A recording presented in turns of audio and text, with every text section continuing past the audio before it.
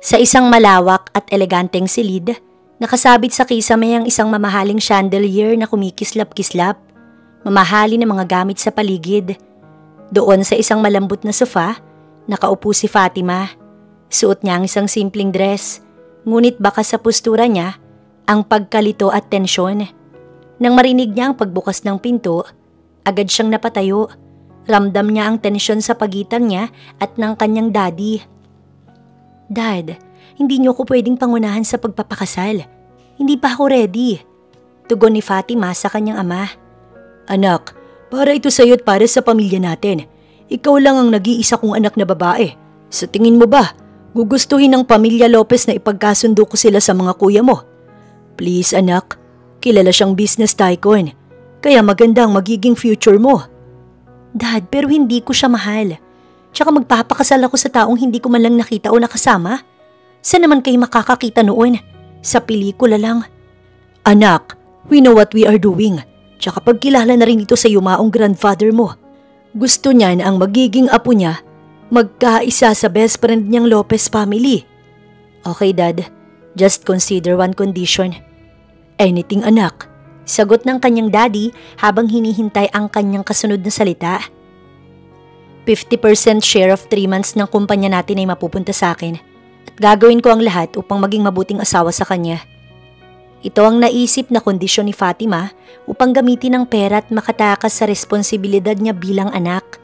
Bagamat malaki ang hinihinging porsyento ni Fatima, napapayag niya pa rin ang kanyang daddy. Inabot ng kanyang ama ang kanyang kamay bilang tanda ng pagsang-ayon sa kanyang kondisyon. Si Fatima ay lumaki sa isang mayamang pamilya. Marami silang negosyo sa food industry. Sa katunayan, isa sila sa pinakakilalang pamilya sa buong Pilipinas. Maganda siya, may fair skin at singkit, mukhang may lahing Chinese. Pero sa totoo lang, isa siyang purong Pilipina. Ang lalaking na pagkasundo ang pakasalan niya ay isa ring bachelorette na kilala sa buong pamilya. Sa edad na 28, isa na siyang business tycoon. Bukod sa mayamang angkan, isa rin siyang modelo ng isang sikat na clothing store sa bansa. Lihim sa kaalaman ng lahat, may tinatagong sekreto si Fatima. May long-term relationship siya sa isa sa kanilang mga empleyado. Ngayon ay masusubok ang relasyon ni Fatima sa kanyang kasalukuyang boyfriend. Dahil sa kasunduan nila ng kanyang ama, hindi niya pwedeng sabihin ito kahit kanino. Kahit pa sa kanyang boyfriend. Si Zeke ay dating galing sa may kayang pamilya. Ngunit na bankrupt ang kanilang negosyo.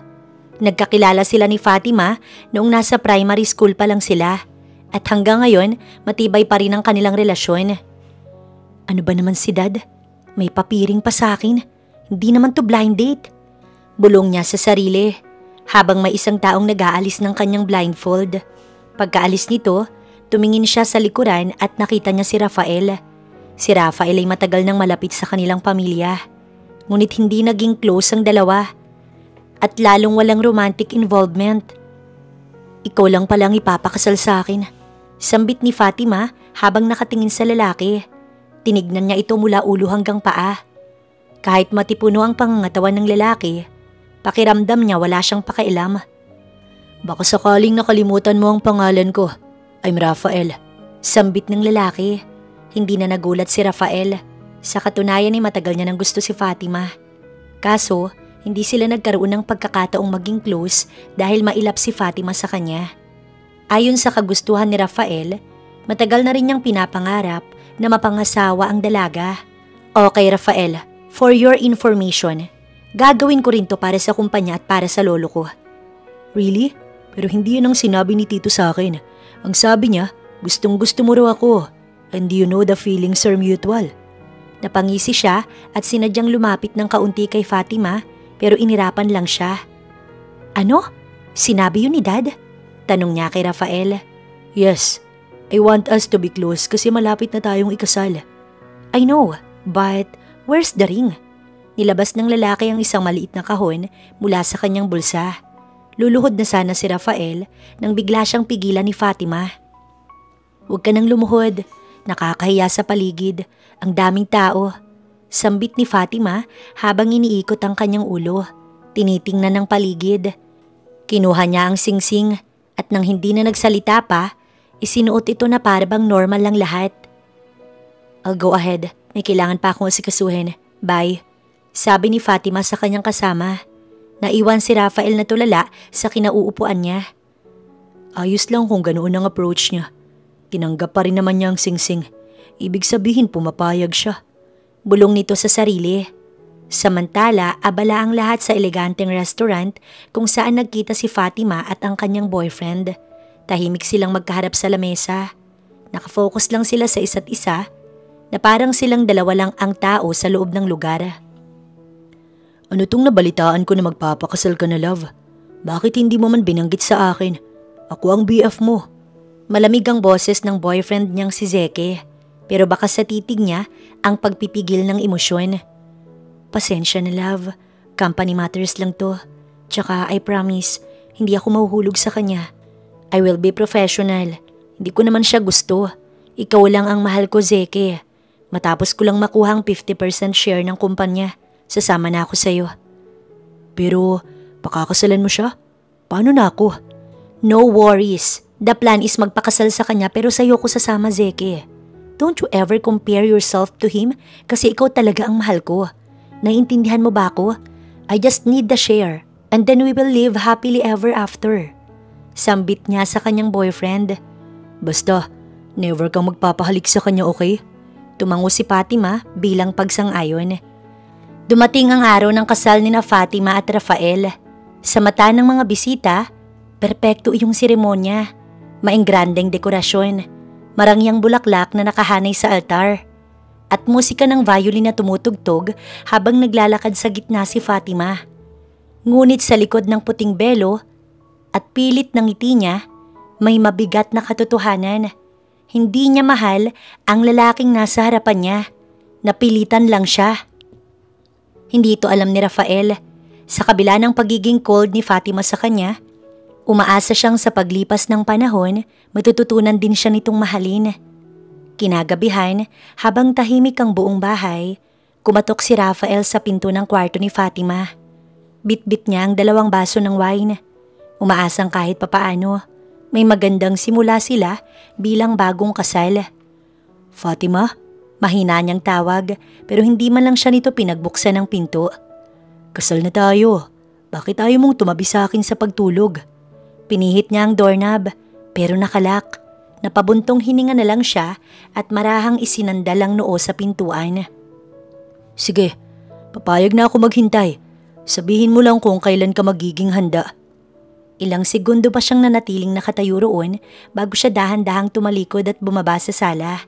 Hawak pa rin ang mga baso ng wine. Ganito ang naging takbo ng kanilang pagsasama.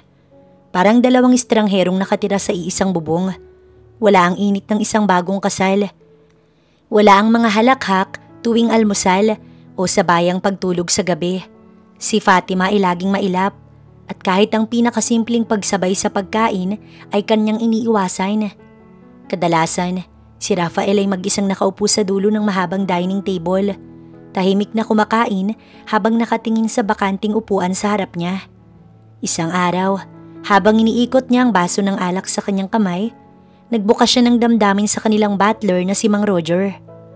Kayang-kaya kong i-give up ang schedule ko para kay Fatima. Pero palagi niya akong iniiwasan.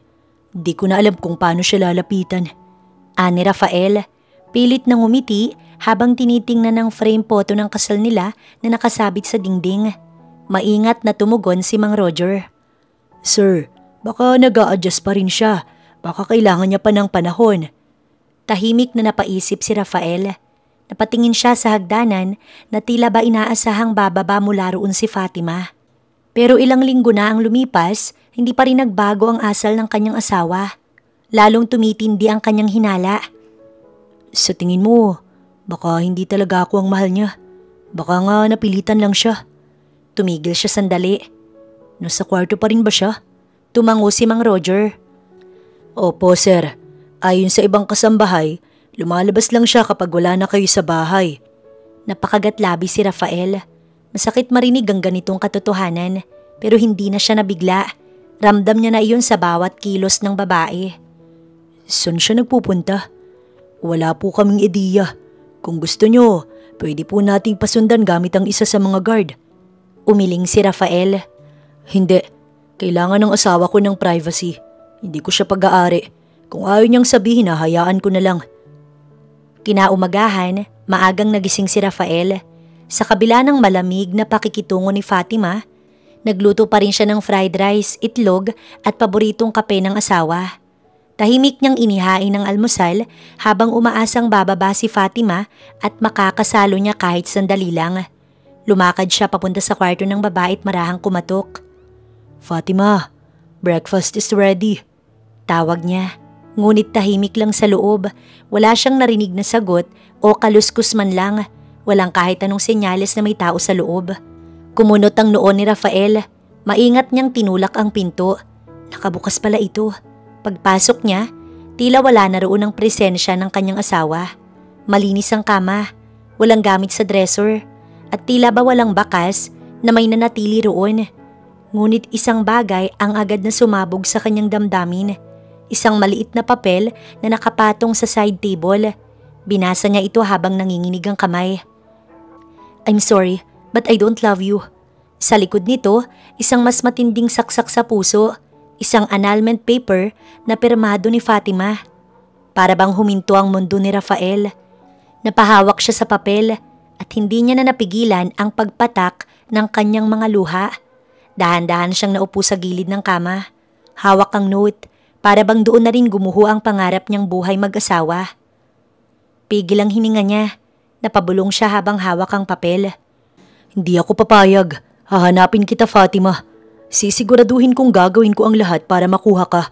Hindi ako papayag na basta mo na lang akong iwan. Kailangan mong gampanan ang obligasyon mo bilang asawa ko." Mabilis siyang bumaba ng hagdan at dali-daling lumabas ng bahay. Binuksan niya ang sasakyan at pinaandar ito agad. Kahit wala siyang ideya kung saan magsisimula, ang tanging nasa isip niya, hanapin si Fatima. Isang linggo nang palakad-lakad si Rafael. Nilibot niya ang mga kalsada. Sumulyap sa bawat jeep, tricycle at mga taong naglalakad sa bangketa. Ilang oras na siyang paikot-ikot, malapit nang mawalan ng pag-asa, hanggang sa may nakita siyang pamilyar na muka. Sa gilid ng kalsada, may isang babaeng nagmamaneho ng pampasaherong jeep. Mabilis ang tibok ng puso ni Rafael. Hindi siya maaaring magkamali. Si Fatima yun. Binaba niya ang bintana ng sasakyan at sumigaw. "Fatima! Please, bumalik ka na sa akin!" Ngunit tila hindi siya narinig. Dire-diretso lang sa pagmamaneho ang babae. Walang lingon at wala ring tugon. "Fatima, ayusin natin to. Ayusin natin ang marriage natin." Sigaw pa niya at halos manginig na sa pagmamakaawa. Ngunit kahit ilang ulit pa siyang tumawag, nanatiling tahimik at nakatuon lang sa kalsada ang babae. Hindi siya tumigil sa pagsunod kahit pa humihinto-hinto ang jeep para magbaba ng pasahero. Determinado siyang wag itong pakawalan. Dahil sa sobrang traffic, hindi na nasundan pa ni Rafael ang inaakalang asawa. Tsaka bigla namang tumunog ang kanyang cellphone. "Hello sir, nasa na po kayo? Hinahanap na po kayo ng mga stockholders. Urgent meeting raw po at hindi pwedeng mawala kayo."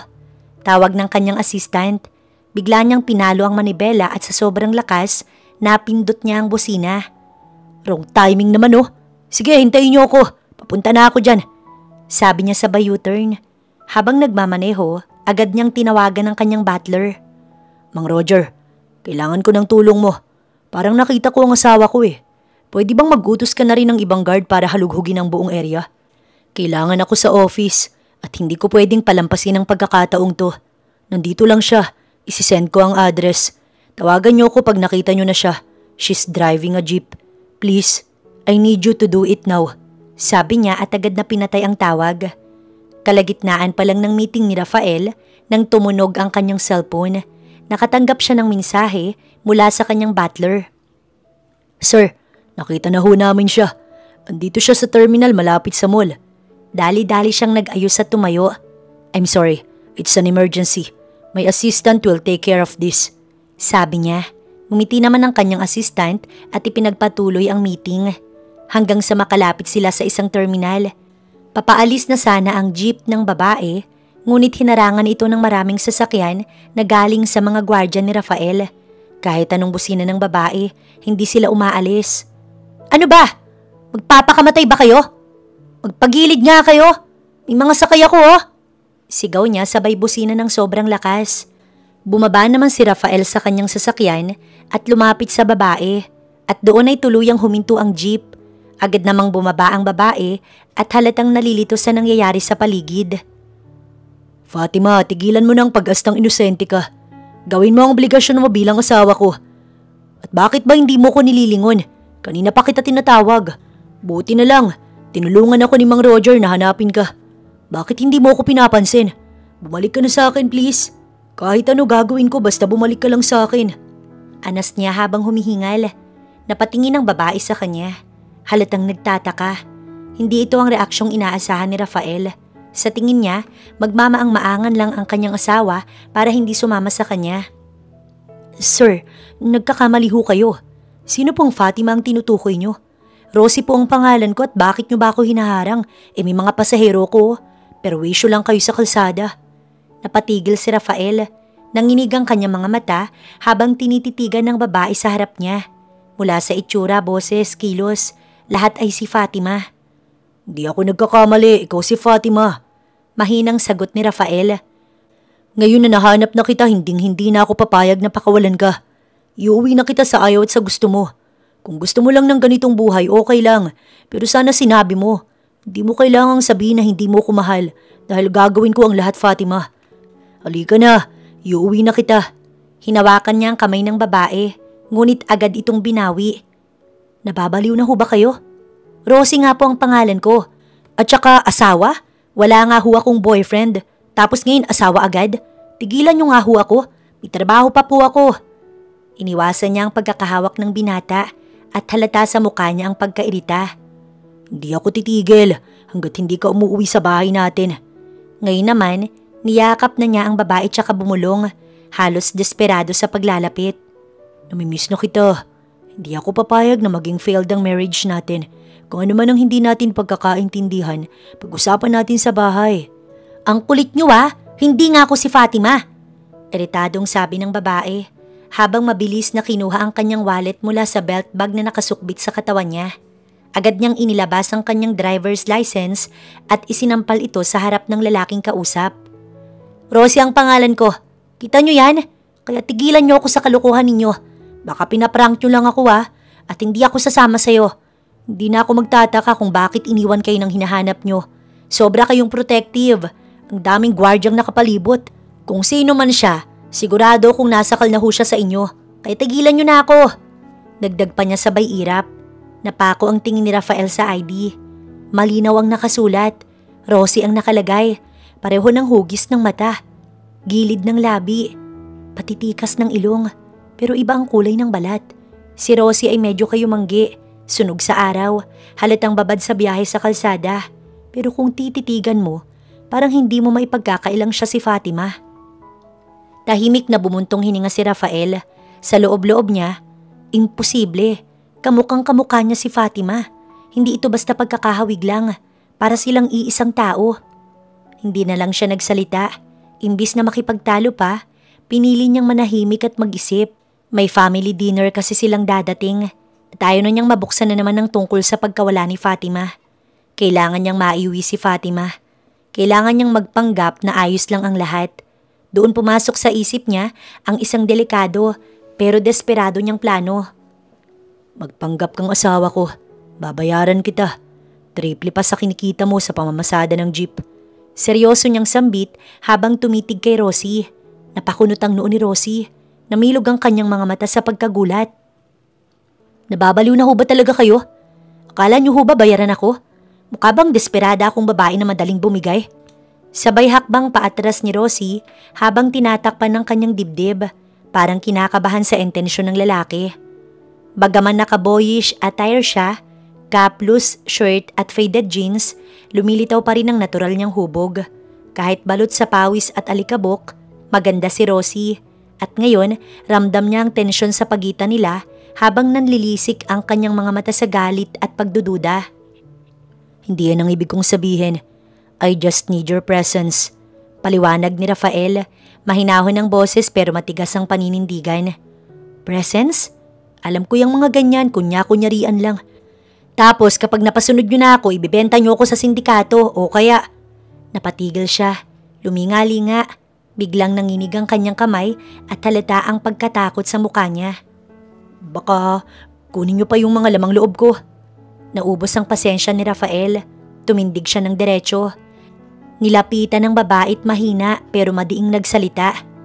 Stop this nonsense, babayaran kita. Kaya kong bilhin ang jeep mo. Kaya kong palitan lahat ng nawala sa'yo. Basta sumama ka lang at magpanggap kang asawa ko. Hindi ako papayag sa gusto nyo. Pwede ko namang pagtrabahuhan ng pera, hindi yung galing sa masama. Sigurado kung baka modus lang yan. Matigas niyang sabi habang tinitingnan ng kanyang cellphone na biglang tumunog. Anak, umuwi ka na. Kailangan nating isugod ang nanay mo sa hospital. Tumaas na naman ang BP niya. Pagkarinig nun, dali-daling nilayasan ni Rosie ang lalaki. Sir, ma'am, lipat na ho kayo sa ibang jeep. Emergency. Boss, say na yung mga pasahero ko. Sigaw ng tsuper. Agad-agad namang nagsibabaan ng mga pasahero. Saan ka pupunta? Tatakasan mo na naman ang responsibilidad mo. Sigaw ng binata, pero hindi na siya pinansin ni Rosie at dali-daling umalis. Mang Roger, sundan niyo siya. Huwag niyong aalisin ang mata niyo sa kanya. I-update niyo ako. Utos ni Rafael. Nang nasa loob na sila ng hospital, habang nakahiga ang kanyang mama sa puting kama, maingat siyang lumapit. Ma, makinig kayo sa doktor ha. Mag-ingat na sa pagkain next time. Teka lang ma, babayaran ko na yung bill natin. Lumabas siya at lumapit sa billing section. Excuse me ma'am, babalik na lang po ako sa ward. Babayaran ko lang ang bill sa room 205. Ngunit agad siyang pinigilan ng staff. Ma'am, settled na po ang lahat, may nagbayad na po. Si sir. Napakunot ang noo ni Rosie. Nagulat siya pero gumaan ang kanyang pakiramdam. Sa isip niya, may mga good Samaritan pa rin pala sa mundo. Sino pong sir? Si Sir Lopez po. Isa po sa mga miyembro ng pamilya nilang may charity na tumutulong sa mga cancer patients dito sa hospital. Paglingon niya, nakita niyang may papalapit na lalaki mula sa direksyon ng hallway. Ang lalaking kanina pa niya iniiwasan. Doon niya napagtanto na hindi pala ito scam. At halatang seryoso ito sa inaalok sa kanya. Hindi niya alam kung paano siya magpapasalamat. Lalo na't kanina lamang, bastos ang naging trato niya rito. Sir, maraming salamat po.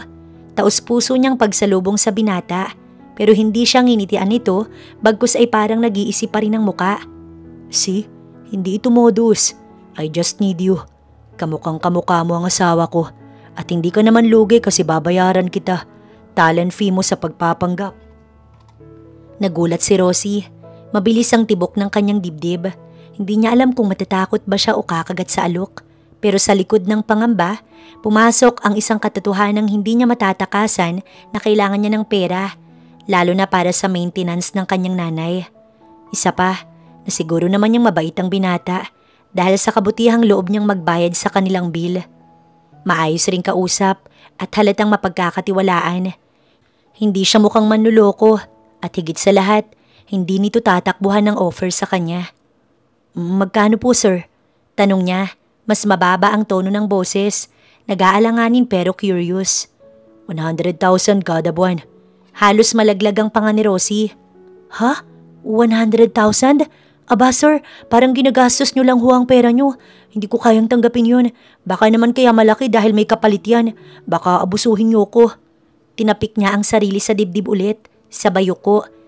Takot na halatang pinipigilang ipakita. Umiling si Rafael. Ang gusto ko lang magpanggap ka bilang asawa ko. Bilang asawa? Ano ho bang gagawin ko? Tanong ni Rosie, may halong kaba sa tinig. Attend with me sa family dinner. Kasama ang pamilya ng asawa ko kaya kailangan kita. Ayokong isipin nila na pinapabayaan ko ang anak nila. Paliwanag ni Rafael. Nagtagal ng ilang segundo ang katahimikan bago tuluyang bumigay si Rosie. Pinikit niya ang mga mata at huminga ng malalim. Sige sir, basta matinutong papasukin ko ha. Ngayon lang ako magtitiwala sa lalaki, maliban kay tatay. Kaya sana wag niyo akong i-take advantage. Kailangan ko rin talaga ng pera para sa maintenance ni nanay.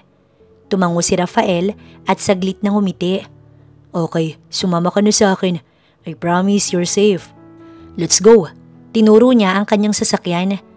Pero sayang naman ho ang kikitain ko kung sasama ko sa inyo. Pag-aalangan ni Rosie. Don't worry, titriplihin ko. Just come with me. Nag-aalinlangan pa rin si Rosie, pero sa huli sumunod na din siya.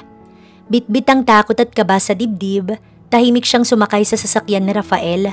Pumasok sila sa isang malaking salon at spa na halatang para sa mayayaman. Pagkapasok pa lang, naamoy agad ang mamahaling pabango at nakita ang mga estilista na nakaitim na uniforme, abala sa pag-aayos ng kanilang mga customer.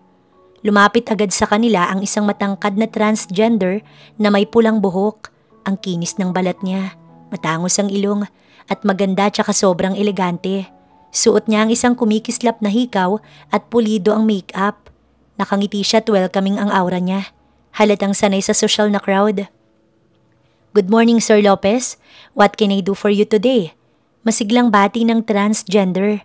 Tiningnan ni Rafael si Rosie at siya'y tinuro. Gusto kong ayusan niyo siya. She's my wife. Mahinang sagot ni Rafael pero ramdam ang bigat sa kanyang tinig. Nanlaki ang mata ng transgender. Wife? Oh my God. Ma'am, come here. Do you have a look in mind? Anong style ng buhok ang gusto mo? Nag-aalangan si Rosie habang napatingin kay Rafael. Ako bang magbabayad nito? Mahina niyang tanong na halos pabulong lang. No, it's on me. Just want a makeover for you. Let's say bonus mo na rin sa pagpayag mo sa akin. Sagot ni Rafael habang pinapanood siya. Okay naman yung muka at ayos ko ah. May mali ba sa itsura ko? Tanong ni Rosie na medyo naiilang. Wala. Gusto ko lang ma-emphasize ang beauty mo. Sagot ni Rafael na hindi rin maiwasang mapatitig sa kanya. Nagkatitigan sila. Parehong nahiya at parehong nag-iwas ng tingin. Sa huli, napapayag rin si Rosie at sinimulan na ang kanyang transformation. Nilinis at inayos ang buhok niya. Ginawang malalaking malalambot na kulot na parang sa mga magazine models. Inahit at inayos ang kanyang kilay hanggang sa perpektong kurba. Gumamit din sila ng advanced na laser treatment para sa mukha niya. Tinanggal ang maliliit na peklat at pinakinis ang balat. Ilang oras ang lumipas.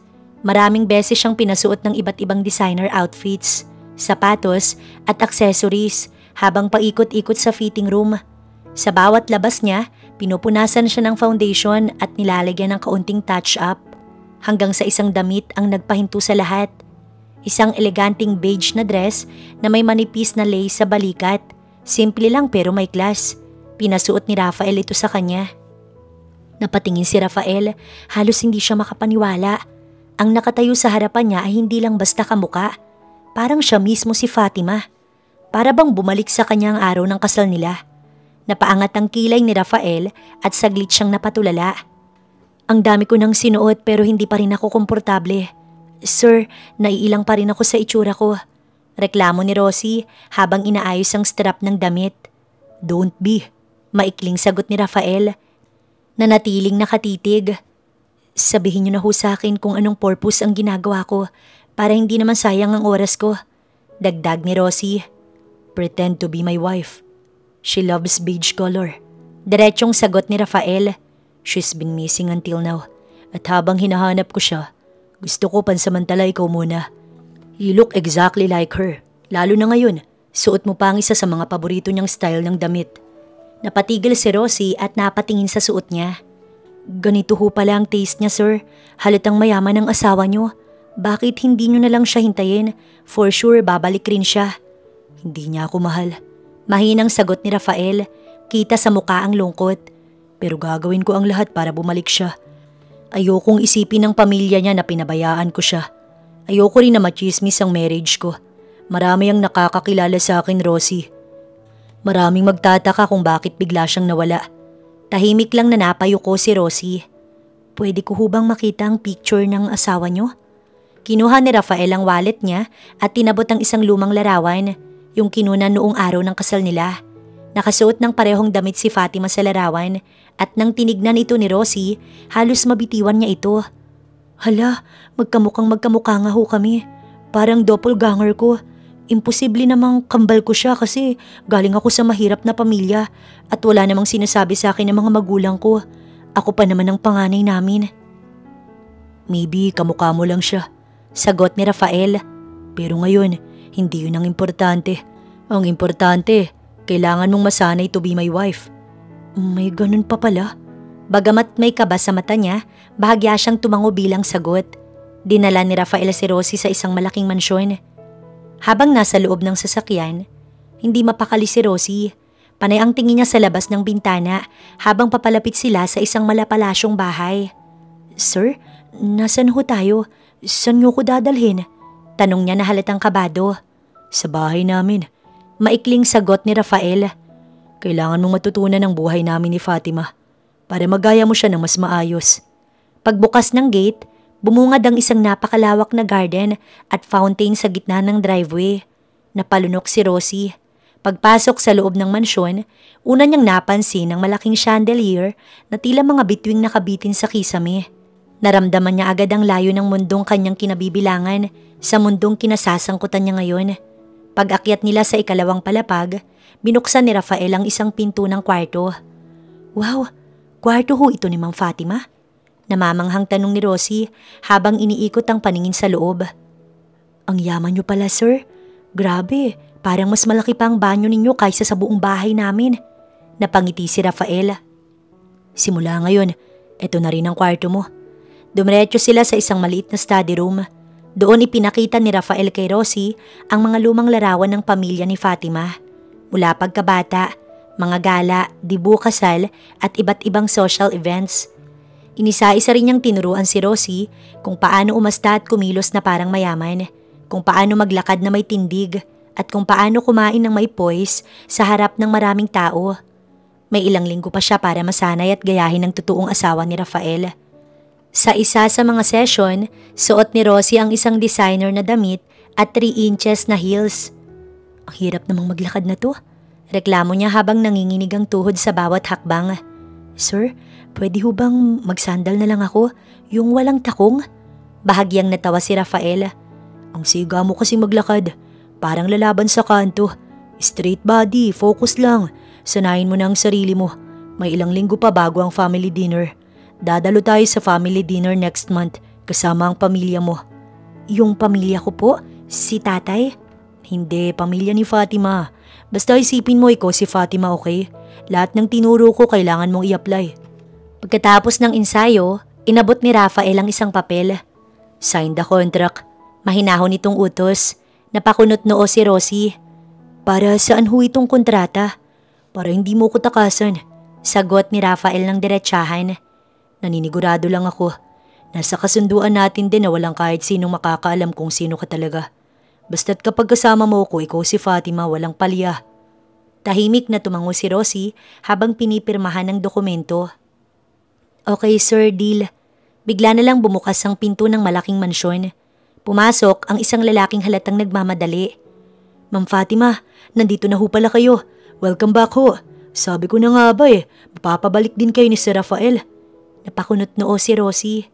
Bago pa siya makapagsalita, napatingin sa kanya ang lalaki. "Umitim kayo, ma'am."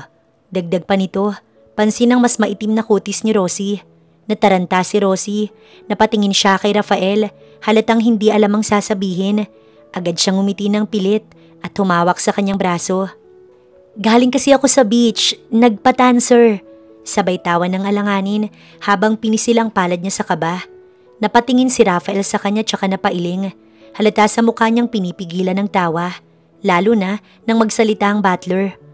"Ma'am Fatima naman, bakit niyo pa ako tinatawag na sir?" Tanong nito habang nakangiti. Biglang natahimik ang paligid. Tumikhim si Rafael at lumapit sa dalawa. Tumayo siya sa pagitan nila. Seryoso ang muka pero may lambing sa tono.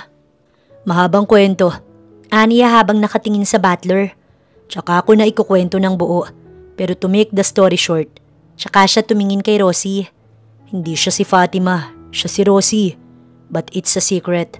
Walang ibang makakaalam na iintindihan mo." Napakamot ng ulo ang butler, pero tumango ito.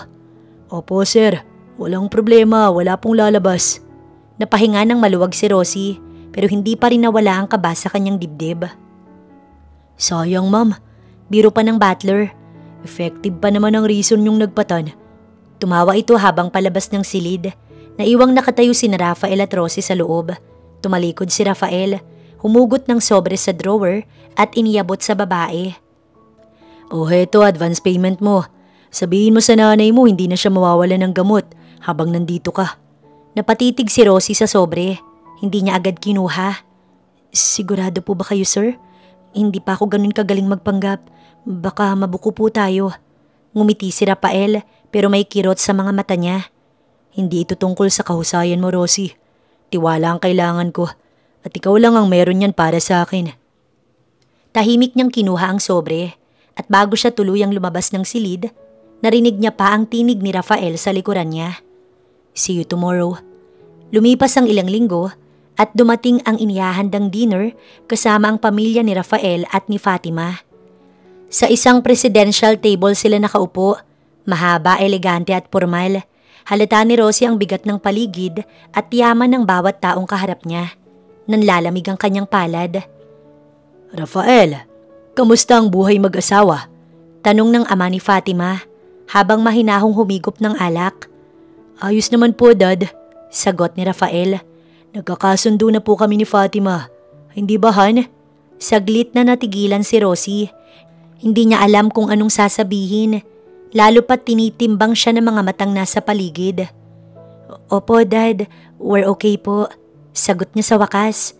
Biglang nagtawanan ng mga matanda nang magtanong ang ama ni Fatima. Kailan naman kami magkakaroon ng apo? Halos mabilaukan si Rosie at naisuka ang tubig na iniinom niya. Napahiya siya sa pamilya ni Rafael. I'm sorry po, nagulat lang ho ako. Sabi niya habang pinupunasan ng labi. Pero pinag-uusapan na rin po namin ni Rafael. We're looking forward to that, iha. Masayang sambit ng ina ni Rafael. Nang matapos ang dinner, sabay naman silang umuwi ni Rafael. Pansin ni Rafael ang bahagyang panginginig ni Rosie habang nakatayo sa gilid ng elevator. Nilapitan niya ito at marahang isinampay sa balikat ng babae ang coat niya. Pansin kong nilalamig ka, suotin mo to. Napapikit si Rosie, hindi dahil sa pagod, kundi dahil sa tensyong pilit niyang nilalabanan. Napabuntong hininga siya habang hinahawakan ng coat na amoy lalaki, amoy ni Rafael. Pwede ba akong humingi ng pabor sa'yo? Tanong niya at may bahid ng pag-aalangan sa tinig. Sige, anything, Rosie. Mabilis na tugon ni Rafael, hindi na nag-atubili. Nagdududa kasi ang tatay. Alam kong ramdam niya na may tinatago ko. Baka pwedeng ikaw na ang magpaliwanag sa kanya. Pumunta ka sa bahay kahit saglit lang. Hindi mo kailangan magkunwari sa kanya. Gusto ko lang mapanatag ang loob niya, tsaka huminga muna si Rosie bago nagpatuloy. At isa pa, gagampanan ko ang papel bilang asawa mo pero mangako ka muna. Ano yun? Bawal kang ma-inlove sa akin. Nabigla si Rafael sa sinabi ng dalaga. Ano? Natatawang tanong ng lalaki. Basta huwag kang mai-inlove sa akin, mag-promise ka. Ngumuso pa ito na parang bata. Napatawa si Rafael. Kita sa mga mata ang bahagyang tuwa sa pagsasabi ng dalaga. Okay, yan lang pala easy. Pupunta ako bukas. Same address, right? Napangiti si Rosie. Oo, same address. Bawal kang malita. Kinaumagahan, nagtungo si Rafael sa bahay ng dalaga. Simple at mababa lang ang bahay. Isang tipikal na tahanan na maraming kapitbahay. Pagpasok niya sa eskinita at makarating sa bahay nila Rosie, muntik nang mauntog si Rafael sa kisame ng pintuan dahil nga mababa lang. Napakamot siya sa batok, bahagyang napatawa. Tao po, tawag niya habang hawak ang ilang eco bag na punong-puno ng grocery items. Agad na bumukas ang pinto at lumitaw si Rosie, nakasuot lang ng pambahay. Napakurap si Rafael, ibang Rosie itong kaharap niya, nakapambahay lang at masimple sa suot niyang pamamasada. Nag-abala ka pa, sir, pasok ho kayo. Bati ni Rosie, binuksan niya ng maluwag ang pintuan para makapasok ang binata. Tahimik lang si Rosie habang inaabot ni Rafael ang mga pinamili. Pagpasok, dumiretso si Rosie sa sala at tinawag ang kanyang ama. Tay, eto po pala si Sir Rafael, ang boss ko. Sabay turo niya sa lalaking nakatayo sa harap ng luma nilang mesa. Lumapit si Rafael sa ama ni Rosie na nakahiga sa sofa at magalang na nagmano. Ito ba ang manliligaw mo? Pabirong tanong ng matanda habang nakatawa. Pogi at may itsura pa. Biro lang. Tay naman, reklamo ni Rosie. Nagbibiro lang ako. Kasi itong anak ko ni minsan hindi nagka-boyfriend. Kaya masaya ako na may lalaki siyang dinala rito. Iba talaga ang pakiramdam ng ama kapag may lalaki na sa buhay ng anak niya. Tay, sabi ko ipakikilala ko ang boss ko. Hindi ibig sabihin noon ay papakilala ko siya bilang boyfriend. Giit ni Rosie. Samantala, abalang naghahanda ng pagkain ng kanyang inay. Ilang sandali pa, sabay-sabay na silang kumain sa maliit nilang hapag. Nagtatawanan, nagkukwentuhan, at kahit sandali, para bang naging parte ng pamilya si Rafael. Habang kumakain, napatitig ang ama ni Rosie kay Rafael. Mukhang pamilyar ka. Ano na nga ulit ang pangalan mo, iho? Napakurap siya at bahagyang lumapit, parang may gustong alalahanin. Rafael po. Magalang niyang tugon. Rafael Lopez, yung business tycoon na nabalita sa TV. Halatang gulat ang matanda. Sabi ko na nga ba't ikaw yon? Mas gwapo ka pala sa personal, iho. Rosie, bakit hindi mo sinabi na artista pala ang darating dito? Sana naman lang ay pinaghandaan natin. Napatawa si Rafael. Ayos lang ho, tay. Tsaka gusto ko sanang kausapin kayo tungkol sa deal namin ni Rosie. At salamat din ho sa mainit ninyong pagtanggap. Matapos yun, sinimula ni Rafael ang maayos na paliwanag. Kinuwento niya mula sa simula kung bakit kailangan niya si Rosie, kung paano ito isang malaking tulong sa kanila pareho, at kung paanong wala siyang ibang intensyon kundi ang maayos na trabaho lamang. Tahimik na nakinig ang mga magulang ni Rosie. Kita sa mata ng ama ang bahagyang pagkalma at sa mga mata ng ina ang kumpiyansa. Naiintindihan naman ito ng mga magulang ni Rosie, kaya kahit paminsan-minsan hindi siya umuuwi, basta't ligtas siya kasama si Rafael, ayos lang sa kanila.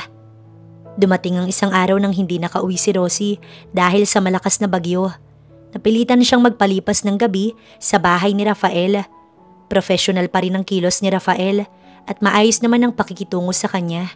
Doon siya pinatulog sa malawak na kwarto ni Fatima. Ngunit sa sobrang laki ng silid, parang may matang nakatitig sa kanya, kaya hindi siya mapakali. Bumangon siya sa kalagitnaan ng gabi at lumapit sa sofa sa sala. Doon siya nakatulog. Pagmulat ng mata niya kinabukasan, naramdaman niyang may kumot ng nakabalot sa kanya at may unan sa ulunan. Naamoy niya ang bango ng nilulutong pagkain mula sa kusina, kaya agad siyang bumangon.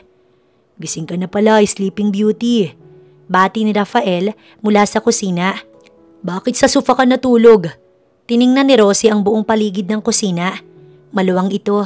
May marble countertops, built-in oven, at modernong kitchen island na puno ng mamahaling gamit. Kahit kusina may chandelier na nakasabit sa gitna. Elegante at kumikislap sa ilaw. Sa background, tumutugtog ang soap jazz music na parang pang-cafe, kaya't mas lalong naging relaxing ang ambience. Kasama niya ang 2 katulong na tumutulong sa kanya sa pagluluto. Sobrang linis ng buong lugar.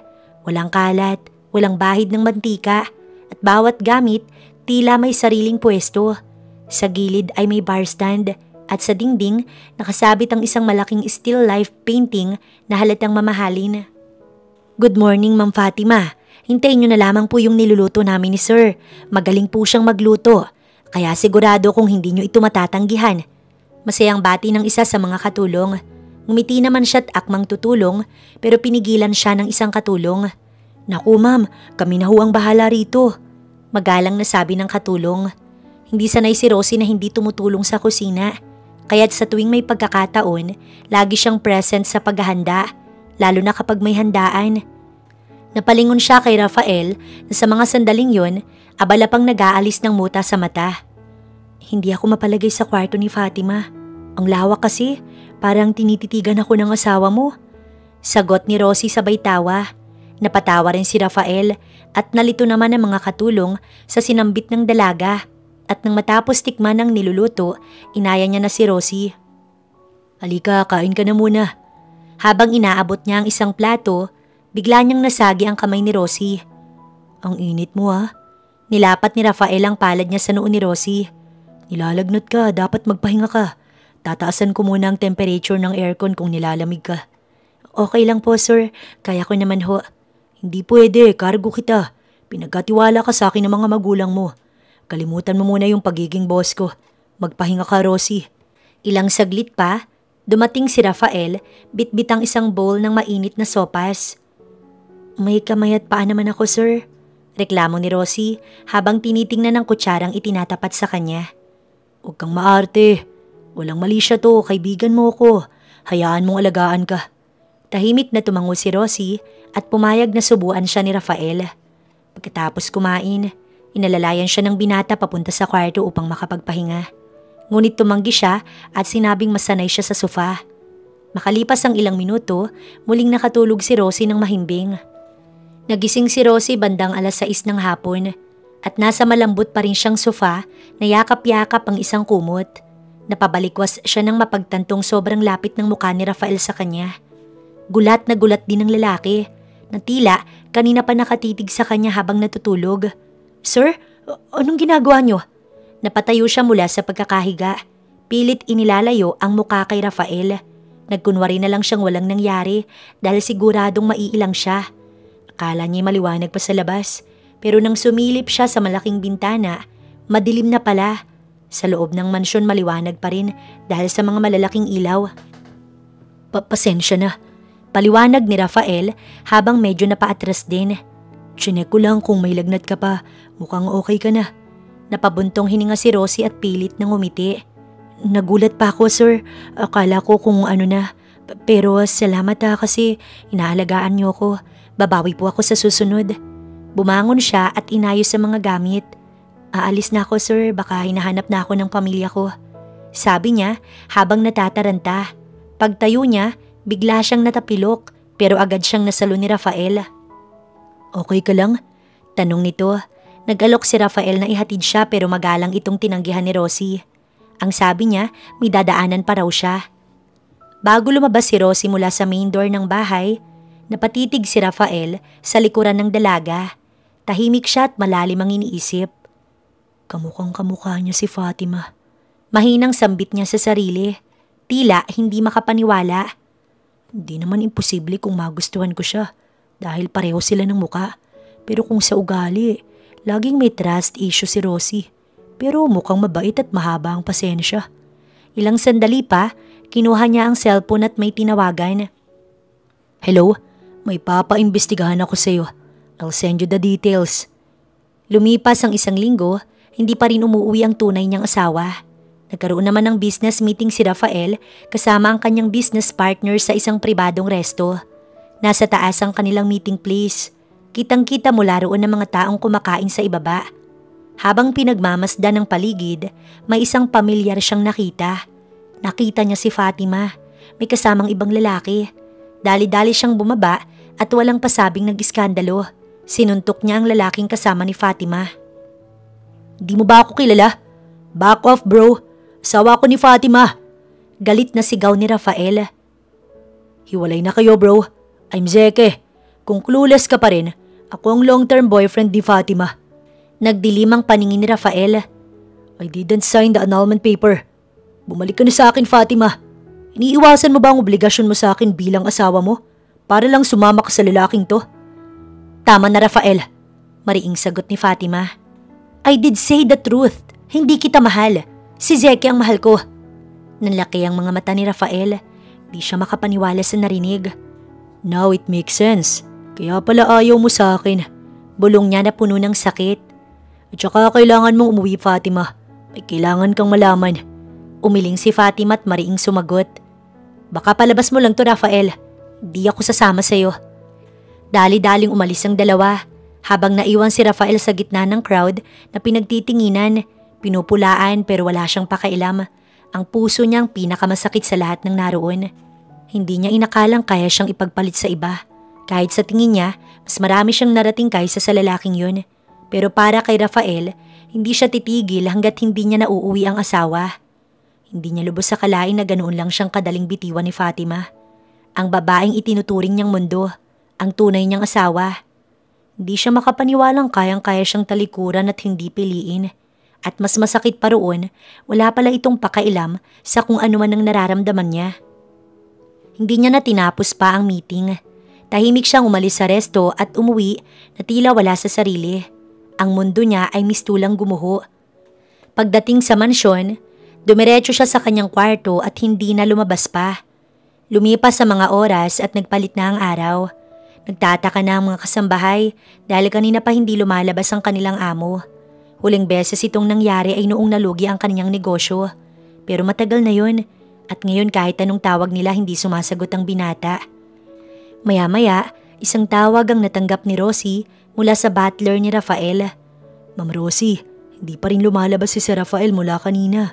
Hindi rin niya sinasagot ang tawag at message namin.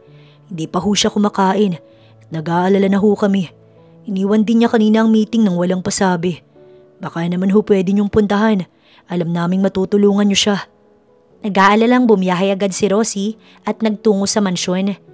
Pagkarating ay dali-dali siyang umakyat at tinungo ang kwarto ni Rafael tsaka siya kumatok ng malakas. Rafael, nandyan ka ba? Ako to, si Rosie. Kumatok siyang muli, mas madiin, mas nag-aalala. Rafael, please, buksan mo to. Sabihin mo kung ayos ka lang, nakikiusap ako. At sa lowest point niya, biglang dumating si Rosie.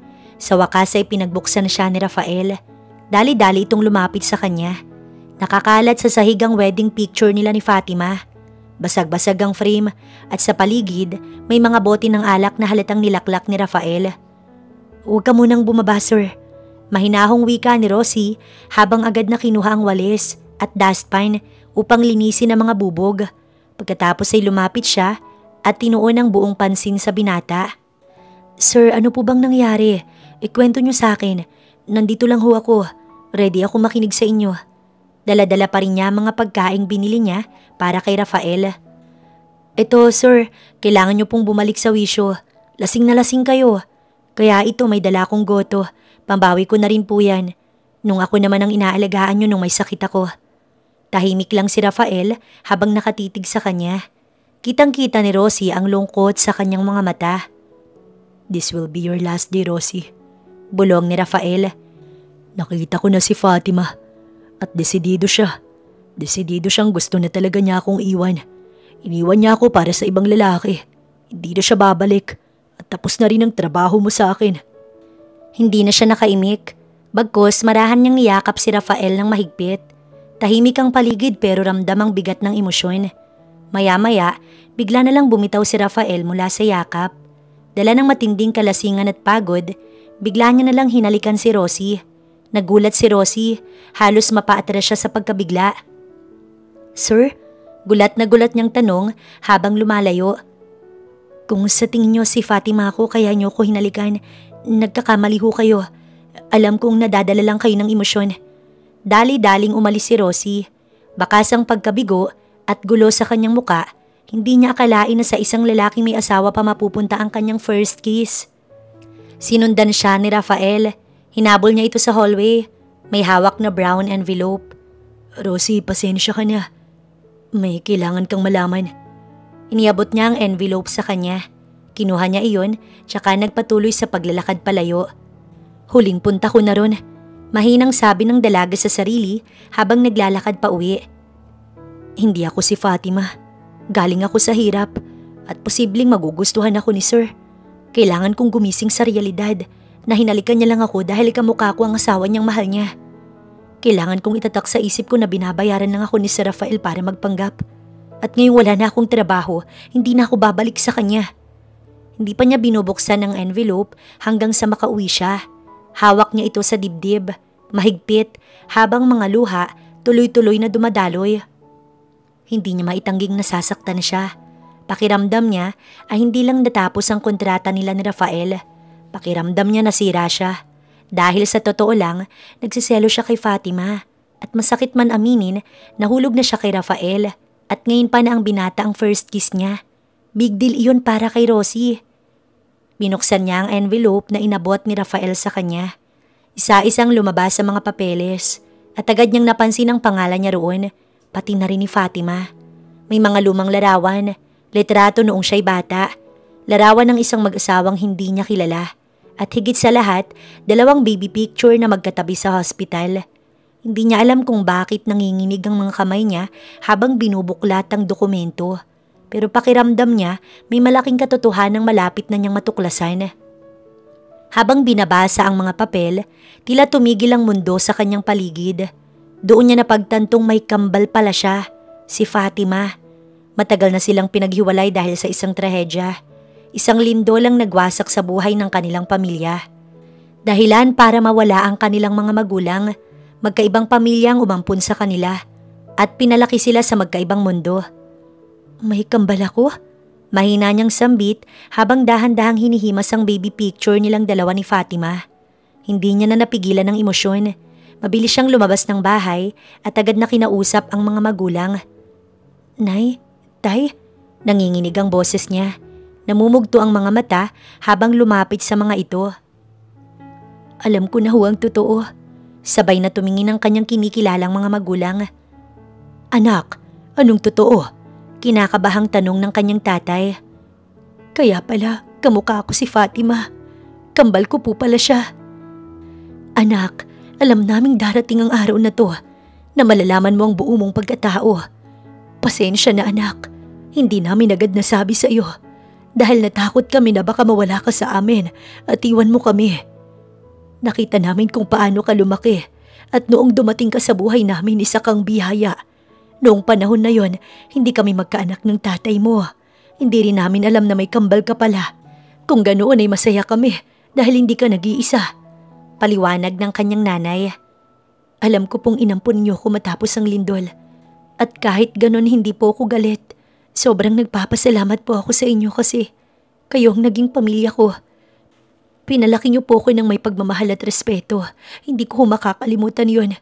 Pareho ring umiiyak ang kanyang mga magulang at buong higpit siyang niyakap. Hindi ho kami okay ni Rafael. Tuloy-tuloy ang luha sa kanyang pisngi. Pero kailangan ko pa ring bumalik sa kanya. Kailangan kong magpatulong. Hanapin si Fatima at ipakilala ko siya sa inyo. Kahit magulo ang sitwasyon, kahit may pagdadalawang isip, alam niyang babalik at babalik pa rin siya kay Rafael. Hindi na lang ito tungkol sa trabaho o sa mga damdaming pilit niyang itinatanggi, kundi para sa kakambal niyang matagal nang nawala. Ngayon ay pareho na silang naghahanap kay Fatima. Ngunit habang papalapit siya kay Rafael, iisa lang ang paulit-ulit na pumapasok sa kanyang isipan. Hindi sila pwedeng magkagustuhan sa isa't isa dahil kahit hindi niya sinasadya, nahulog siya sa lalaking minsan ng minahal ng kanyang kakambal at mas masakit sa lahat, pakiramdam niya siya lang ang nahuhulog. Pinuntahan niya si Rafael at diretsyang nagsalita. Rafael, alam ko na ang totoo. Pasensya ka na sa mga sinabi ko kahapon. Magtulungan tayo please. Gusto kong makilala ang kambal ko. Tulungan mo kung malaman niyang nag-e-exist ako at tutulungan kitang magkabalikan kayo.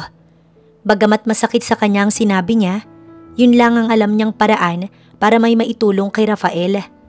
Hindi na kami magkakabalikan, Rosie. Sagot ni Rafael. Seryoso ang tono ng kanyang pananalita. Ang kailangan mong isipin ngayon ay ang sarili mo. Tutulungan kitang mapalapit sa kakambal mo. Salamat, Rafael. Mahina niyang tugon. Pilit itinatago ang sakit. Napansin ni Rosie ang lungkot sa kanyang mga mata. Bakit parang wala ka sa sarili? Nalaman na ng buong kumpanya na failed ang marriage ko.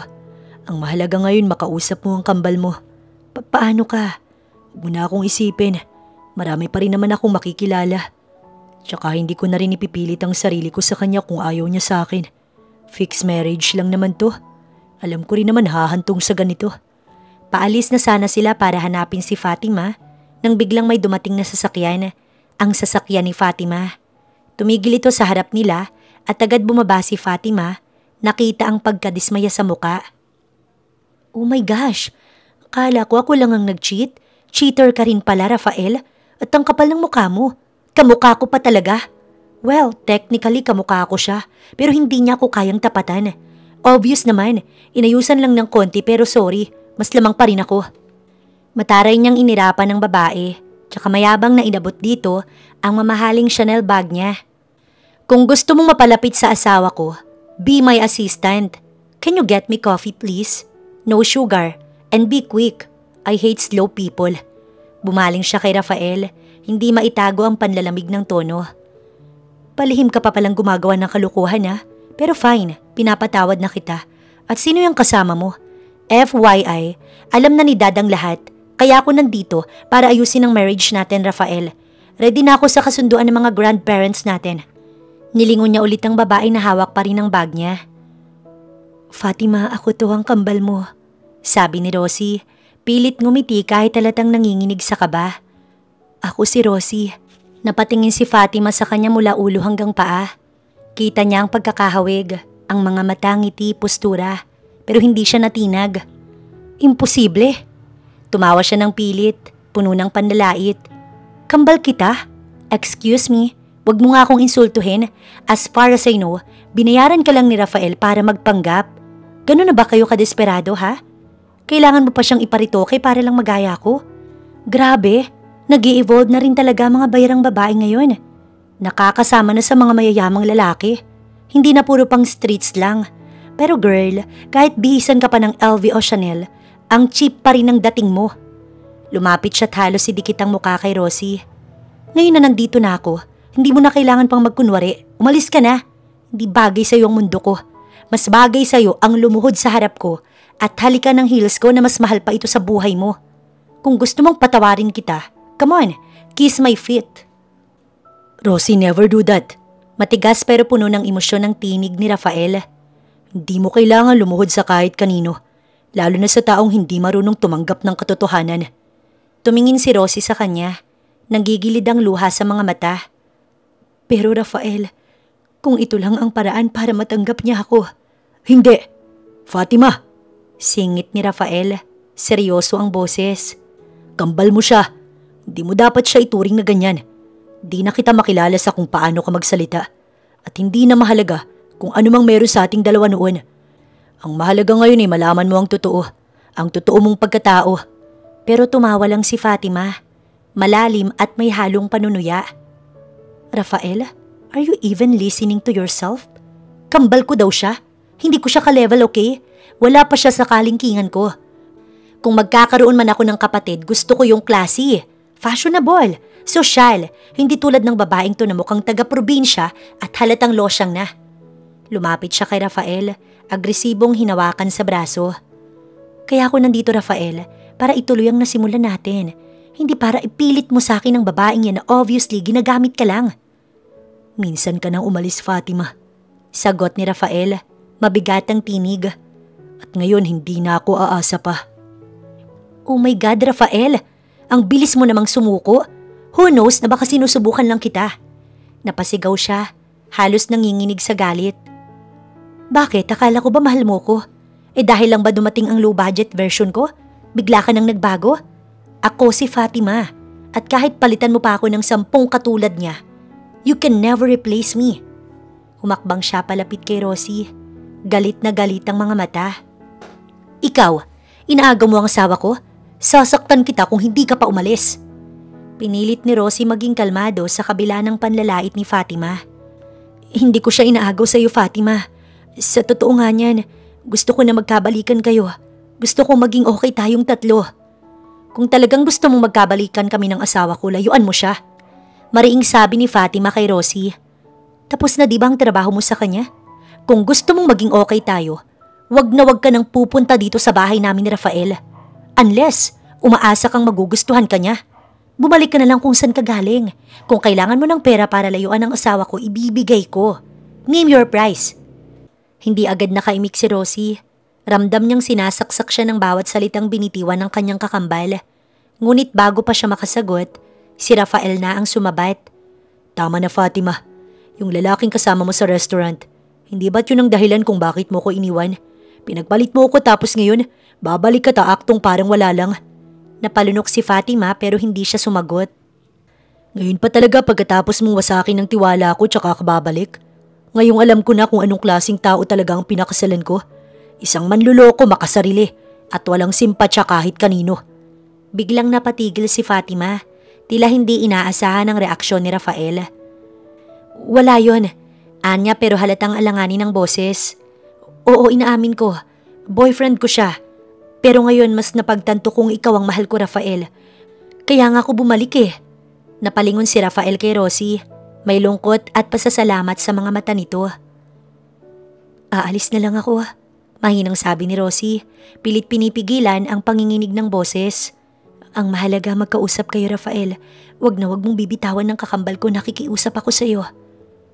Aalis ka na? Kasi alam mong mali ka, di ba? Story maker kang babae ka.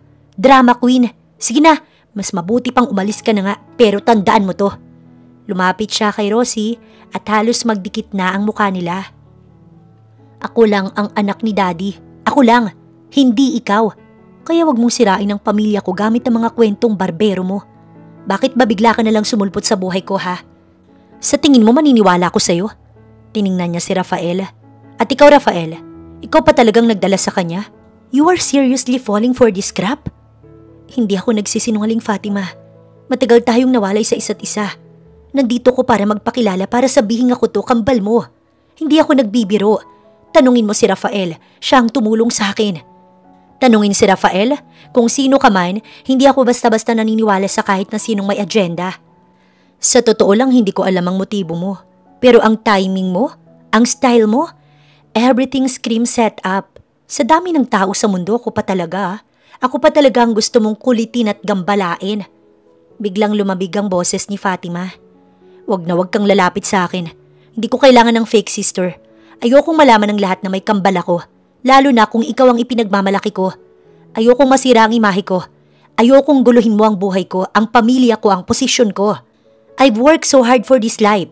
At hindi ko ibababa ang sarili ko para lang sa isang impormasyon na para sa akin. Isang malaking kalokohan. Hindi na napigilan pa ni Rosie ang maiyak dahil sa mga salitang binitiwan ng kanyang kambal. Habang tinititigan ni Rafael si Rosie na unti-unting lumalayo, sa bawat hakbang nito, parang may humihila sa kanyang dibdib. Hindi niya alam kung hahabulin ba niya ito o mananatili kay Fatima. Matagal niya nang hinintay si Fatima, ang babaeng mahal niya noon. Pero ngayon nakasama niya na ito, bakit parang may kulang? Pakiramdam niya parang may parte ng puso niya na nadala ni Rosie habang papalayo ito. Kaya kinabukasan, dahil sa hindi mapakali ang pakiramdam, pinuntahan niya si Rosie. May dala siyang grocery, simpleng paraan para ipakita ang kanyang malasakit. Pero bago pa man siya makalapit sa pinto, lumabas ang nanay ni Rosie. Kung hinahanap mo si Rosie, wala siya rito. Mahinahong sambit ng ginang. Saan po siya nagpunta? Tanong ni Rafael, pilit pinapanatili ang mahinahong tinig sa kabila ng kabang bumabalot sa kanya. Hindi niya sinabi. Sa likod ng pintuang yon, naroon si Rosie, tahimik na nakatayo, nakatago at nakikinig. Nanginginig ang kanyang mga kamay habang pinipilit pigilan ang sariling lumabas. Gusto niyang harapin si Rafael. Gusto niyang itanong kung bakit pa ito nagpunta. Pero pinili niyang manatiling nakatago sapagkat mas mabuting iwasan ng lalaking hindi niya dapat minahal. Pwede ho bang ipaalam niyo na lang po sa kanya na dumaan ako? Mauna na po ako. Ingat kayo palagi. Pagkaalis ni Rafael, dahan-dahang isinara ng ina ni Rosie ang pinto. Napalingon siya sa kanyang anak na nooy nakasandal na sa pader.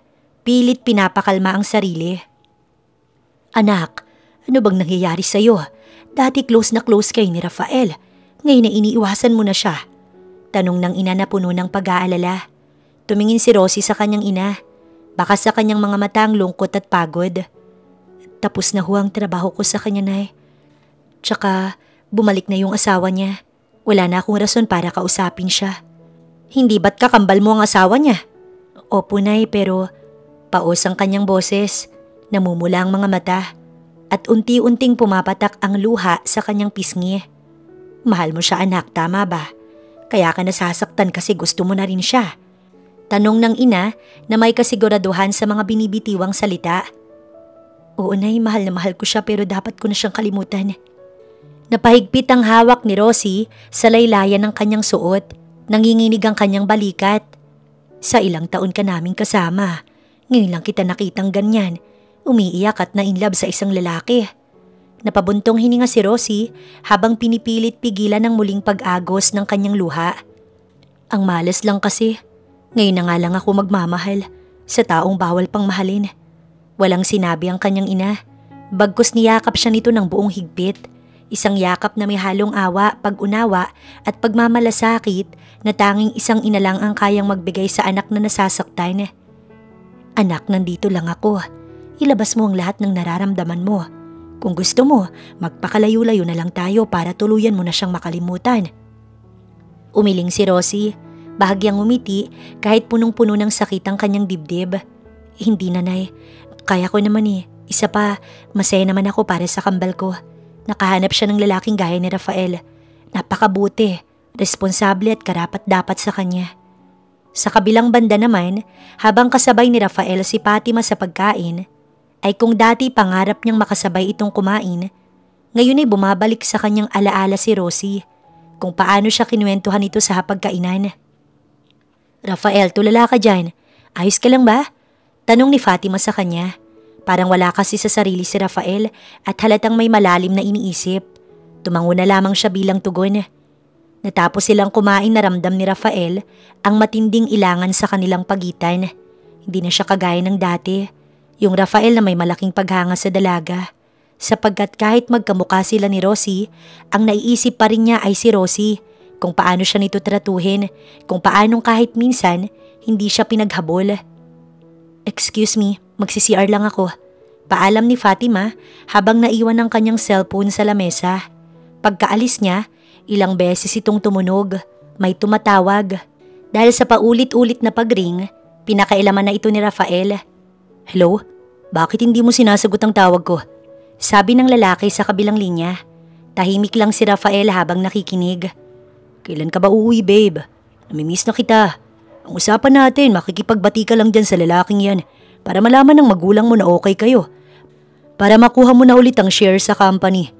Iwan mo na yung lalaking yan." Dahil sa matinding galit, tinapon ni Rafael ang cellphone ni Fatima sa pader kaya ito ay nabasag. "Rafael, anong ginawa mo sa cellphone ko?" "Tama ba? Na kaya ka bumalik ay dahil gusto mong makuha yung share sa company nyo?" "Rafael, I'm sorry. Hindi sa ganon. It's just, we met at the wrong time."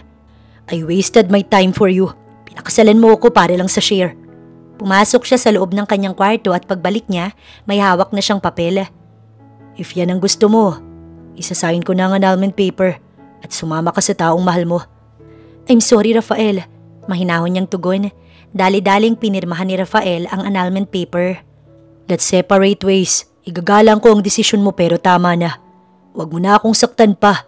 Paasahin o gamitin. In the first place, kagaya mo hindi na ikaw ang mahal ko." Nagulat si Fatima sa narinig, pero napagtanto niya ring malingang lokohin niya ito ng paulit-ulit. Nagpalit ang kaninang galit na figura ni Fatima. "I am so sorry, Rafael. I am so sorry kung bakit sa pagiging rebelde ko sa magulang ko. At sa mga desisyon nila sa buhay ko, ikaw ang nagsuffer. Pagod na akong gawing tau-tauhan nila. Matagal ko nang alam na ampun ako pero ang hindi ko matanggap, kalakip ng lahat ng to, kalakip ng marangya na buhay ay ang pagiging robot ko habang buhay. Tao din ako." At napahagulgol na si Fatima matapos magsalita dito. "Siguro nga, I need to choose between my life right now at ang buhay na meron kay Zeke. I am sorry, pero hindi ko talaga kayang mawala si Zeke sa akin." Patuloy pa ni Fatima. "I understand. Binibigay ko na ang kalayaan mo. Sana palayain mo din ako." Tumingin si Fatima sa mga mata ni Rafael. Kitang-kita niya ang pagsusumamo nito sa kanya. Isang tingin na ni minsan hindi niya nakita sa binata. Nadurog ang puso niya. Ganun na ba talaga siya kasama?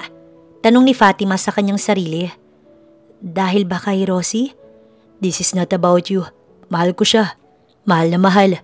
Pero natakot akong baka nabubulag lang ako dahil sa nakikita ko ang mukha mo sa kanya. But I was wrong. Siya ang hinahanap ng puso ko, Fatima. Siya ang kailangan ko." Tinalikuran ni Fatima ang dating asawa. "Ipapadala ko ng lahat ng documents na needs mo para sa paghiwalay natin. I am sorry, Rafael, sa lahat. Malaya ka na." Humakbang pa ito ng isa bago muling nagsalita. "Pakisabi kay Rosie, hindi pa ako handang makita siya." At unti-unting nawala ang babae sa harapan niya. Matapos nun, dali-dali siyang sumakay sa kotse at pinatakbo ito ng mabilis. Lahat ng nadadaanan at nakakasabay niyang jeep, tinitingnan niya itong mabuti. "Kailangan kitang makita, Rosie. Hintayin mo ko." Bulong niya sa kanyang sarili. Biglang bumalik sa alaala niya ang unang araw ng pagkikita nila ni Rosie. Noong una niyang nakita ang babae habang nagdadrive ng jeep at pinagpapawisan. Napangiti na lang si Rafael hanggang sa naisipan niyang magpunta ng terminal. Nagbabaka sakaling doon niya makita si Rosie. Kaya nagtanong-tanong na rin siya dahil sabik na sabik siya na makita ang dalaga. "Kilala niyo po ba yung driver na babae rito? Yung laging naka-ponytail at laging nakaitim?" "Ah, si Rosie ba yung tinutukoy mo?" "Opo, si Rosie." "Nako, hindi na namamasada si Rosie." Nang marinig niya yon, biglang nagpantig ang kanyang tenga. Natakot siya sa isipin na hindi niya makikita pa ang babae. Kung wala siya sa bahay nila at wala rin sa kalsada, nasaan siya? Magaling na kasi ang tatay niya, kaya ang tatay niya nang namamasada. Kakaalis niya lang, babalik na rin yun dito maya-maya. Ganun po ba? Si Rosie, nakita niyo ho ba? Nakita ko siya kanina, binaba ng tatay niya. Ewan ko lang kung saan nagpunta pero nagtungo siya papuntang palengke. Maraming salamat po. Dali-daling naglakad si Rafael papuntang palengke pero biglang bumuhos ang ulan. Kumamalasin nga naman, wala pa akong dalang payong. Naglakad siya pabalik upang kunin sana ang payong sa kanyang kotse. Pero biglang nawala ang ambon. Nang tumingala siya, nakita niya ang payong na nakasalo sa kanya. Dahil sa gulat, dali-dali siyang lumingon at doon ay nakita niya ang babaeng kanyang hinahanap, si Rosie. Rosie? Paos ang boses niya at nanginginig ang labi habang nilalapit ang kanyang mukha sa dalaga. Nagulat naman si Rosie nang biglang niyakap siya ni Rafael. Bakit ka nandito? May problema ba? May sakit ka ba? Pag-aalala ni Rosie. Rosie, I love you. I know our first met is not fairy tale story. But ngayon alam ko na sa sarili ko na mahal kita dahil ayokong mawala ka. Biglang napaisip si Rosie at tinitigan lang siya sa mata. Wala ka man lang sagot o reaksyon sa sinabi ko? Nagtatakang tanong ni Rafael sa kanya. Don't leave me again. Paano ang kambal ko? We talk. We decided to part ways. Hindi namin mahal ang isa't isa. Akala ko mahal ko siya pero nang makilala kita, sa'yo ko lang naramdaman ang totoong definition ng love. Sa tingin ko masyadong mabilis. Rosie, magtiwala ka sa akin. When I say I love the person, I really do. Sure na ako sa'yo. Biglang nabitiwan ni Rosie ang kanyang payong. Dahan-dahan, nagsibagsakan ng ulan sa kanilang dalawa. Tsaka muling tinitigan ni Rosie sa mata si Rafael. I want my first to be my last. I want my first to be my first in everything. Bumalik ka na sa mansyon mo. At tumalikod na ito sa kanya. Oh, so it means I will be your last. Ako ang first kiss mo. Ano? Remember yung natulog ka sa sofa? Before you woke up, I kiss you. Tsaka noong lasing ako, I kiss you 2 times na. Bigla niyang tinapik si Rafael sa braso. Dahil nakaramdam siya ng pagkakapahiya. Hindi siya sanay sa ganitong klaseng usapan. Ninakaw mo ang first kiss ko. Natatawa niyang sabi, pero halata ang pamumula sa mukha niya. So, ako ang first kiss mo? So, ako na rin ang magiging first mo sa lahat, right? Biglang umiti si Rosie sa parang batang pagsasabi ni Rafael. May halong kilig at kaba, hindi niya maipaliwanag. I promise, Rosie, you know me. I will do everything for love. Ngiti lang ang kanyang naging sagot sa sinabi ni Rafael. If you want, iligawan ko ang lahat ng pamilya mo isa-isa. Pagpapakilala akong buo.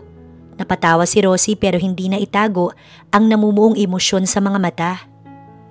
Rafael, alam mo, nahulog na rin ako pero give me more time kung okay lang. Rosie, I am very willing to wait. Kahit kailan basta ikaw. Habang basang-basa sila sa ulan, hindi alam ni Rafael na palihim na umiiyak si Rosie. Ibang klase pala talaga ang magmahal. Yung kayang maghintay, kayang lumaban, kayang maging matatag. Sa isang iglap, lumapit sila sa isa't isa. Walang sinayang na sandali. Ramdam nila ang init ng damdamin sa kabila ng lamig ng ulan. Unti-unting nagdikit ang kanilang mga labi sa isang halik na puno ng pagkasabik sa isa't isa. Rosie, I mean, future Mrs. Lopez. Hinalikan siya sa noo ni Rafael, dahan-dahan, paulit-ulit, para bang tiniyak niya kay Rosie na ito na ang simula ng kanilang panghabang buhay. Future Mrs. Lopez, ha? Makalipas ang ilang buwan, inaya ni Rafael si Rosie sa isang date. Akala ni Rosie ay silang dalawa lang sa lugar na pinareserba ni Rafael. Sobrang lawak ng venue na puno ng mga bulaklak. May giant bouquet malapit sa kanilang table at may acoustic band na tumutugtog ng mga romantic song. Malamig ang simoy ng hangin at napapalibutan sila ng mga fairy lights. Ngayon lang siya nakapunta sa ganitong lugar at halatang-halata ang pagka-amaze niya lalo na sa dancing fountain na nagpapalit-palit ng kulay. Habang abala siya sa pag-a-appreciate ng paligid, biglang dumating si Fatima. Tiningnan niya si Rafael na nakangiti lamang sa kanya. Alam kong matagal nang bumabagabag ito sa'yo at gusto kong magkaroon ka ng peace, sabi ni Rafael, tsaka inaya si Fatima ang kanyang kambal na mag-usap muna. Habang nasa gilid sila, Nakaramdam ng halo-halong emosyon si Rosie. Isang bahagi ng sarili niya ang tila nahiwalay sandali. Matagal na rin niyang hinihiling na sana maging maayos ang lahat sa kanila ng kanyang kambal. Rosie, I'm sorry for how I treated you. Malungkot pero taos puso ang sabi ni Fatima. Gusto kong magsimula tayo ulit.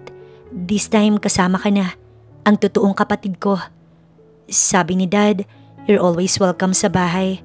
Thank you kasi kung hindi ka dumating sa amin, hindi nila malalaman kung sino talaga ang mahal ko. Naiintindihan ko naman kung bakit hindi mo iniwan ng pamilyang nagpalaki sa'yo. Ganon din ako sa kanila. Pero tandaan mo, I'm always here. Pwede mo kong lapitan kahit kailan. Si Dad, todo pa rin ang support sa akin. Sa kabila ng lahat ng nagawa ko sa kanila at isa pa, nagkaroon na ako ng posisyon sa company. I'm so happy. At sa kung tutuusin without you, hindi ko mararating ang lahat ng to. Thank you, Fatima. Nagyakapan silang magkapatid. At ngayong maayos na ang lahat, handa na si Rosie. Wala na siyang kinikim-kim na sakit. Bumalik ka na ron. You know, Rafael is the most genuine person I know. Swerte ka sa kanya. And enjoy your night with him.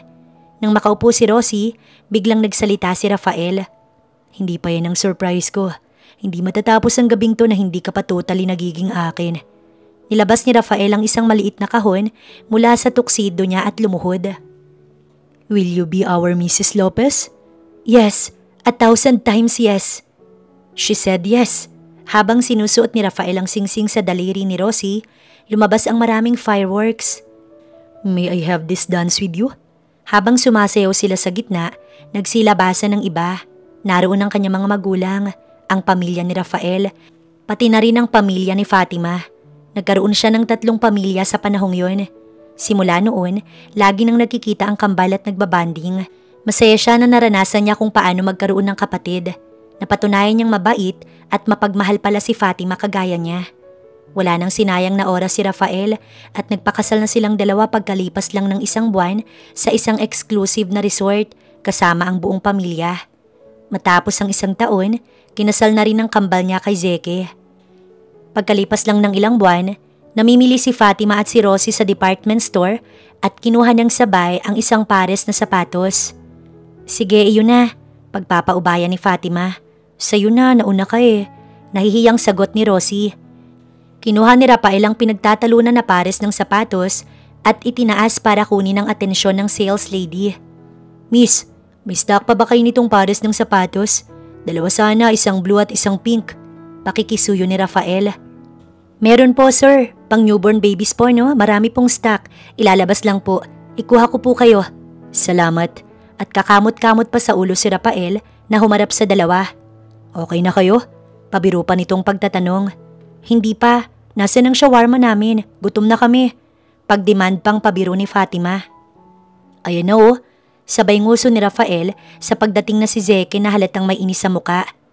Mauubos niyo ba lahat to? Napakadami naman. Pagrereklamo pa nito sa 2 babae. Iyan mo na Zeke. Sabay akbay pa niya sa lalaki. Naglilihi ang mga misis natin. Ihanda mo na lang ang tiyan mo para ubusin lahat yan mamaya. At sabay-sabay silang nagtawanan, pati ang mga sales lady na kanina pang nakatingin sa kanila.